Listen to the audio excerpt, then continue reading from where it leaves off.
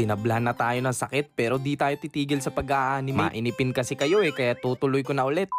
Lahat na ba may ubot sipon na? Since kakagaling ko lang sa sakit, nilinis ko muna yung keyboard, mga iPad, pati na rin kamay ko para fresh na ulit. Habang nagpapahinga ako nung nakaraan nagdodrawing na ako ng ibang mga parts ng animation. Hindi kasi talaga ako mapakali kahit kailangan ko ng pahinga. Pero ngayon medyo okay na, simulan na natin yung lip sync. Pero unahin muna natin yung movements habang nagsasalita. Nilagyan ko muna ng labels yung bawat layers. Mahirap kasi pag walang label, parang kayo. Sa mga curious, naka 12 frames per second lang ako. Pero tinataasan ko pag necessary. Tapos kada 30 minutes na tutok sa screen nagpapahinga din pala ako saglit. Baka kasi mabinat tayo. Mahirap na magkasakit. Baka lalong madelay yung mga ginagawa natin. Sa sobrang daming proseso neto, di mo talaga may iwasang madre. Kaya sa mga gustong sumubok, disiplina at consistency lang ang susi. Ba't pa kasi laging nakalak yung tagumpay at laging kailangan ng susi? Joke lang. Syempre kailangan natin mag-hard work. Nasa 173 frames na pala tayo. Halos nasa kalahati na. Tinuloy-tuloy ko lang yung paggawa dito. Timelapse ko na yung sarili ko para mabilis Ito pala yung YouTube channel natin. Diyan ako laging unang nag-a-upload kaya abang kayo dyan. Ito na din yung nagawa nating movement kaya isunod naman natin yung lip sync. Arigato itoy!